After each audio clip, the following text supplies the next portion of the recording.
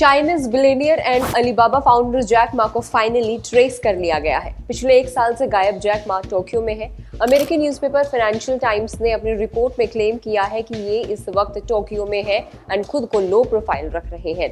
Hi, this is Bhavana and you are watching Good Returns. आज इस video में बताएंगे कि इतने बड़े बिलियनियर जो कि एक वक्त में चाइना के सबसे अमीर व्यक्ति हुआ करते थे, आखिर क्यों अपने ही देश से दूर लो प्रोफाइल जिंदगी जी रहे हैं, वो भी किसी दूसरे देश में। फिलहाल रिपोर्ट में इस बात का खुलासा किया गया है कि जो लोग जैक के रहने की जगह से वाकिफ है, उन्होंने बताया है कि वो चाइना से अपने पर्सनल शेफ और सिक्योरिटी लाए हैं। दरअसल चाइनीज बिलियनियर एक ऐसे व्यक्ति थे जो खुलकर अपनी बात रखते थे। ऐसे में चाइनीज गवर्नमेंट की पॉलिसीज की आलोचना करने के बाद जैक जिनपिंग गवर्नमेंट के निशाने पर आ गए थे। ये भी बात सामने आई थी कि चाइनीज गवर्नमेंट उनकी हत्या करवा सकती है। सरकार ने मां की एक कंपनी एंट ग्रुप, जो कि दुनिया का सबसे बड़ा आईपीओ लाने वाली थी, उस पर भी रोक लगा दी थी। साथ ही कंपनी पर अरबों रुपए का जुर्माना भी लगा दिया गया था। इस पूरी घटना के बाद जैक मा गायब हो गए थे और उन्होंने खुद को पब्लिक अपीयरेंस से दूर कर लिया था। 2020 में उन्होंने आखिरी ट्वीट किया था और इसके बाद 2021 में उनका एक वीडियो सामने आया था जिसमें वो कह रहे थे कि पैंडेमिक खत्म होने के बाद हम दोबारा मिलेंगे। उसके बाद जैक गायब हो गए थे। अब जापान में मॉडर्न आर्ट सीन से जुड़े लोगों ने जानकारी दी है कि जापान में वो समय गुजारने के लिए वाटर कलर पेंटिंग करते हैं। चीनी सरकार के क्रैकडाउन के बाद मां को स्पेन और नीदरलैंड जैसे देशों में भी देखा गया था। 1 साल पहले नीदरलैंड से उनकी एक तस्वीर भी सामने आई थी। लेकिन ऐसा क्या हुआ कि इतने बड़े बिजनेसमैन ने ऐसा मूव लिया? तो चलिए इसके बारे में आपको बताते हैं। वो किस्सा आपको बताएंगे जिससे सारी बात बिगड़ गई थी। उससे पहले वो अमीर व्यक्तियों की लिस्ट में तीसरे नंबर पर पहुंच गए थे।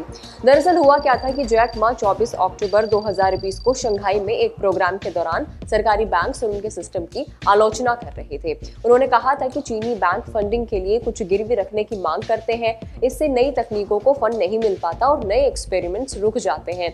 उन्होंने फाइनेंशियल रेगुलेटर से इंटरेस्ट सिस्टम में बदलाव करने की भी बात कही थी। इतना ही नहीं, उन्होंने चीनी नियमों को भी राह में रोड़ा अटकाने वाला बता दिया था। वॉल स्ट्रीट के मुताबिक जब चीनी राष्ट्रपति शी जिनपिंग को जैक मा की ये बात पता चली थी तो वो बहुत ज्यादा नाराज हो गए थे और तमाम सरकारी एजेंसियों को उनके पीछे लगा दिया था। चलिए अब जानते हैं कि किस तरह चाइनीज गवर्नमेंट ने उन्हें तबाह कर दिया। पहले चीन ने अक्टूबर 2020 में जैक मा के एंट ग्रुप के $37 बिलियन यानी करीब 2.7 लाख करोड़ रुपीस के आईपीओ को रोक दिया था और एंट ग्रुप पर $2.8 अरब करीब 24,000 करोड़ रुपए का रिकॉर्ड जुर्माना भी लगा दिया था। फिर कुछ दिनों बाद ही चीन ने एंटी ट्रस्ट नियम बना दिया। इनके तहत अलीबाबा के खिलाफ जांच शुरू कर दी गई। इससे अलीबाबा के मार्केट कैप में 10 लाख करोड़ रुपए से ज्यादा की गिरावट आ गई थी। साथ ही उनकी नेटवर्थ थी, उसमें भी काफी भारी गिरावट देखने को मिली थी। आपको बता दें कि इस पूरी घटना से पहले जैक मा की इमेज काफी अलग थी। उनकी ई कॉमर्स और फिनटेक बिजनेस ये तय करते थे कि चीन के लोग किस तरह शॉपिंग करेंगे, कि कैसे खर्च करेंगे और कैसे बचत करेंगे। चीन टेक्नोलॉजी के चेहरे और चीन के अघोषित दूत के तौर पर जैक मा दुनिया भर में मशहूर थे। जैक दावोस जैसे इंटरनेशनल प्रोग्राम्स में लगातार जाते थे और खुलकर अपनी बात सामने रखा करते थे। कभी कंपनी के इवेंट में माइकल जैक्सन जैसे कपड़े पहनकर डांस करते थे तो कभी शॉर्ट फिल्म में अपने कुंग फू कौशल का प्रदर्शन करने लगते थे।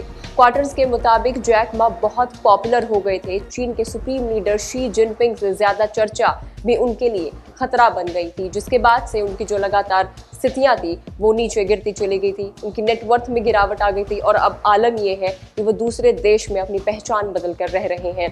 खैर, अब फाइनली ये पता चल तो चुका है कि जैक मा टोक्यो में है। अब देखना ये होगा कि क्या वो चाइना में वापसी करेंगे और चाइनीज गवर्नमेंट अब क्या स्टेप उठाएगी उनके खिलाफ। एक English teacher turn entrepreneur Jack Ma को लेकर आपकी क्या राय है, हमें कमेंट करके जरूर बताइएगा। फिलहाल के लिए इस वीडियो में इतना ही। अगर आप हमें फेसबुक पर देख रहे हैं तो फेसबुक पेज को लाइक करें और अगर आप हमें यूट्यूब पर देख रहे हैं तो यूट्यूब चैनल को सब्सक्राइब करना ना भूलें। See you in the next video. Bye bye.